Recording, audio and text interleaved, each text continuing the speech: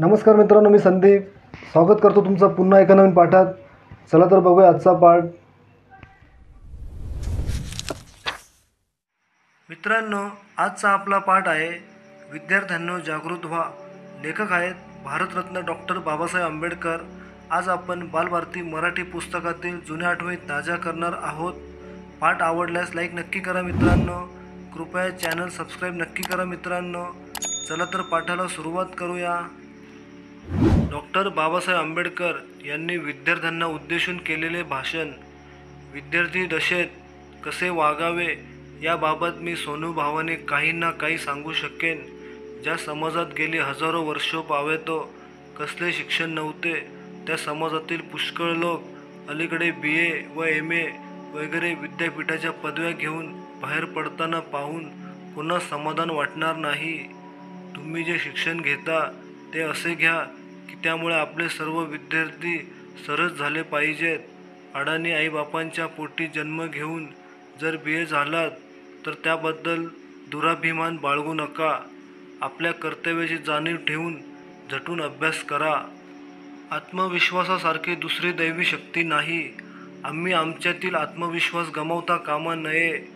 उदाहरणार्थ, कुस्ती खेळण्यासाठी आखाड्यात उतरलेला पैलवान दुसऱ्याच्या ठणठणीत दंड थोपटण्याने घाबरून गेल्यास त्याच्या हातून काहीतरी होणे शक्य आहे काय?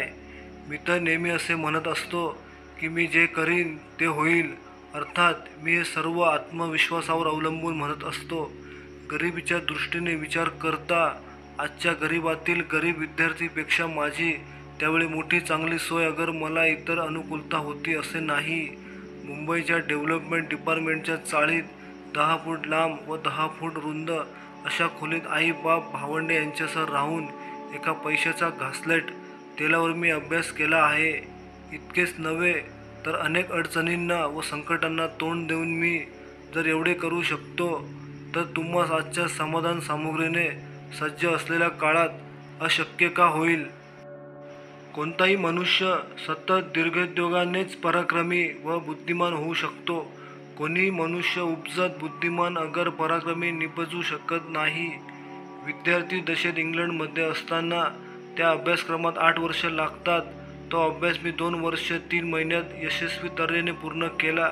हे करण्यासाठी मला 24 तासांपैकी 21 तास अभ्यास करावा लागला. जरी माझी आज 40शी उलटून गेली असली तरी मी अजूनही 24 तासांपैकी सारखा 18 तास काम करत असतो. दीर्घोद्योग व कष्ट करणेच यशप्राप्ती होते. नुसत्या पदव्या मिळवण्याने काही होणार नाही.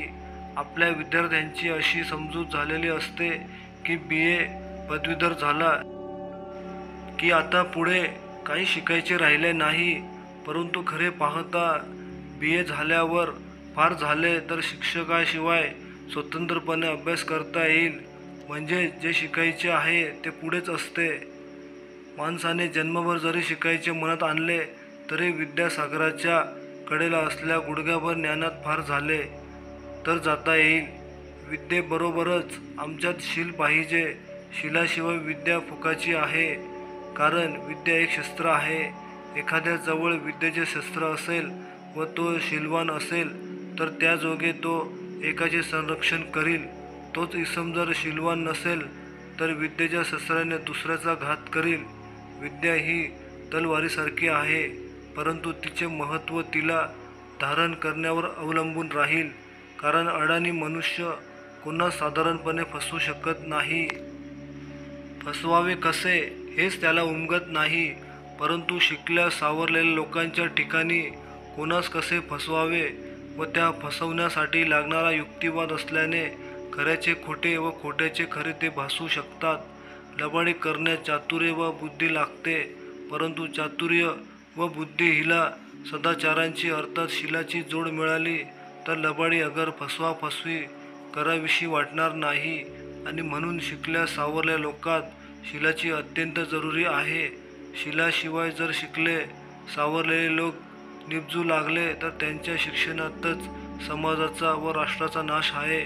तेव्हा शीलाची शिक्षणापेक्षा किती अधिक किंमत आहे हे तुमच्या ध्यानी आले असेलच.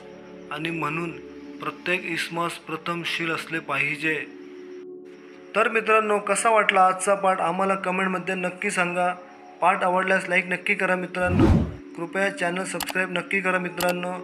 असेच नवनवीन पाठ आपण तुमच्यासाठी आणणार आहोत. चला तर भेटूया पुढच्या पाठात. तोपर्यंत आपले खूप खूप धन्यवाद.